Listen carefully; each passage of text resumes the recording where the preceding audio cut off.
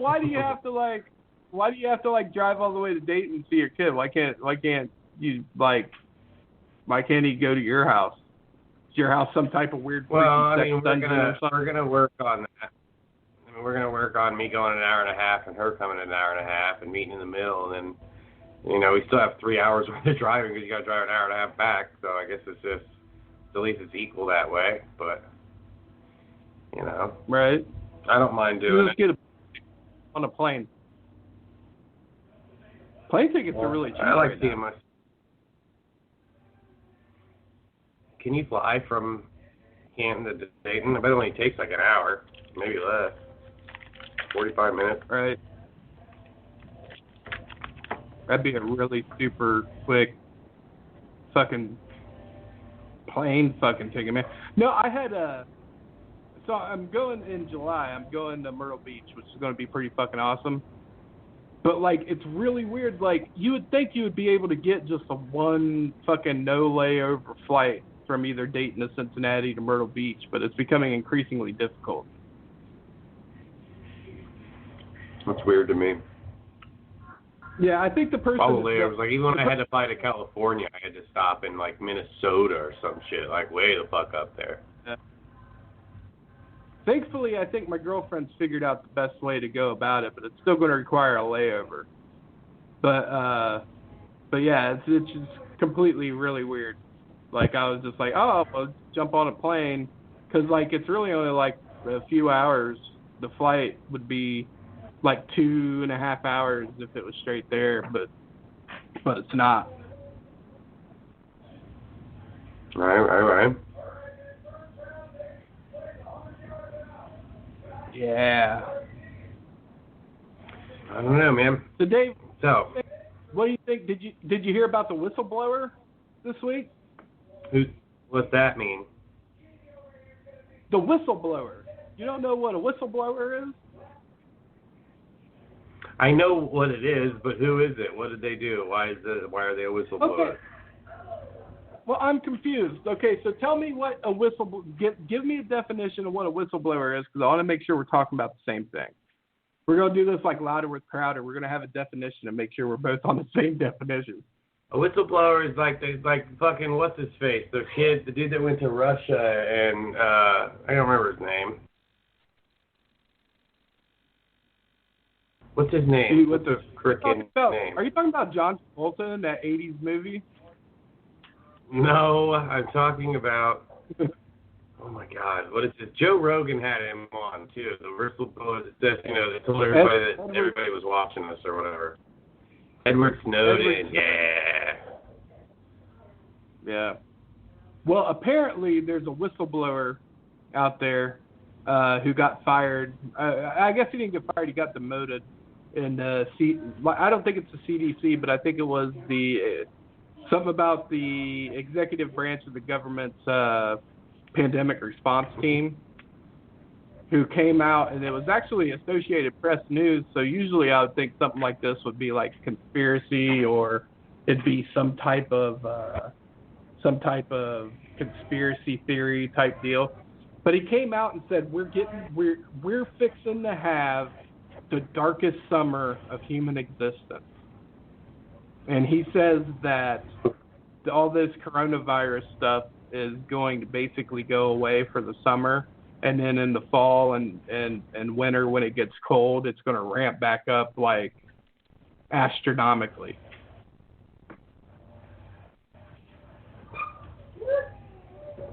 Cool.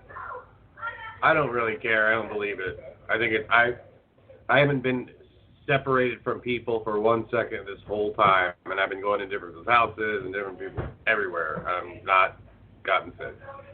So I don't think it's that contagious. Have you been tested? Several times. You've been tested several times, for real? Mm-hmm.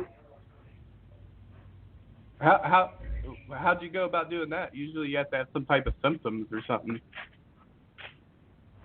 I just go in and say, hey, I work at a job where I have to drive around and talk to people all day.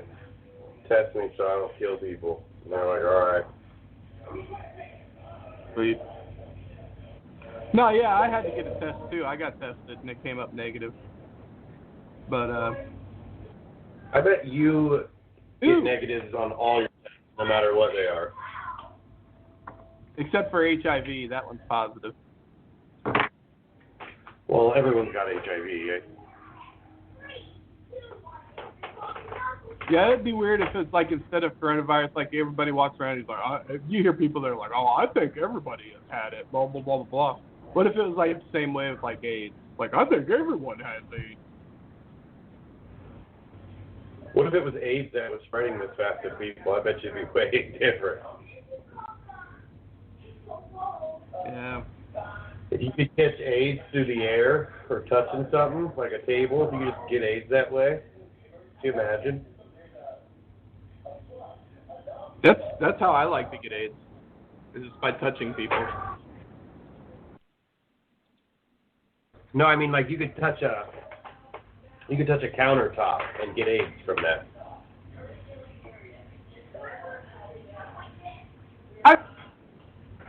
And that's the funny thing. Like, why is it that like I want to live in a world where there's no STDs. Like, if this is a simulation that we're living in, why couldn't I live in the simulation where STDs wasn't a thing? Because I feel like I feel like that's a pretty fucked up thing. I feel like once the simulation starts, though, whatever happens in it is the simulation's fault, not the way you programmed it. Like, you can't control that stuff. Like, it eventually starts to write itself, you know? It has to be a smart, like, learning, a simulation that changes and learns and develops with the people, so. Yeah, I just think it's fucked up for, sex to be, like, the one most enjoyable, like, I mean, hands down over the fucking course of human history, sex is the most enjoyable thing that we engage in. It doesn't really have to cost you anything. I mean, it's just you have all the tools to make it happen. You're born with it, right? So, like, it's kind of fucked up that, like, some of the most serious diseases that you can get and stuff is from having sex with somebody. Like, it just seems like that's fucked up. It shouldn't be that way.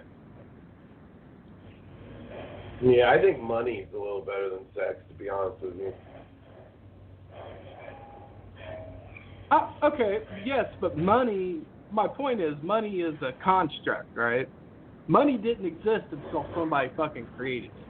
I'm saying that ever since from the beginning of fucking time, ever since the first humans fucking ate a magic mushroom and decided that they knew the difference between good and evil, we've known that fucking you can have sex and that's a good time. So, like, I'm just saying that it seems fucked up to me that, like, that the most enjoyable thing through human history is now has fucking the most serious diseases attached to it. It's almost like the Illuminati decided to fucking ruin it. It's because people are doing it weird, dude. I mean, if people aren't fucking people in their butt, doing all kinds of shit like that, I mean, I'm sure it'd be alright. What's wrong with fucking somebody in the butt? It's really gross. Like, you get poop in your pee hole, dude, and, like, just poop smears. No, and you, like, do micro tear. Yeah, and you micro tear their anus. So, like, when you stick it in, like, you do all these little tiny tears in their butthole, and all those little tiny tears bleed all over your fucking dick and in your pee. No way, dude. I ain't fucking nobody in their butt. Dude, all you gotta do, man, is use lube. No, it doesn't matter. It's not the way it works. So you said you've never done that? No. Never? I mean, No, obviously, like, I'm not asking you if you've done it with a dude, but you never done it with a girl at all? No, I've never done it anyway. I've researched it, to find out if I would do it, and I saw, all that rip, tear shit. No thanks. What are you, a fucking pilgrim? Are you a fucking Puritan? I don't know, but my buddy one time, because I usually use, like, paper shit. Like, I don't have, like, real glasses and plates and silverware. I have all, like, plastic and paper. And he's like, let me get a drink. And I was like, I don't have a cup. He's like, dude, even pilgrims have cups. What the fuck is wrong with you? Because I just drink energy drinks, so I don't need cups. You know what I mean? Yeah. I mean, so you don't take into consideration the fact that you may have company over. Not really. They should bring their own. You're a cup. fucking piece of shit, man. Should bring their. See, look, that's fucked up, man. Order some fucking Cousin Vinny's or something. Get some Cousin Vinny's glasses at least. I got the 2 men in the truck cups, dude. I got a bunch of them. No, I got a bunch of those too. I got a bunch of those myself. So you got moving pads and fucking bundles of paper, or wherever you get your fucking little grubby hands on, dude. Nah, I don't have anything like that. I do have one thing that I still have. I have, remember that big ass fucking dumb dolly that we had? No. That big ass heavy orange dolly? I think Chico liked to use it. I don't remember.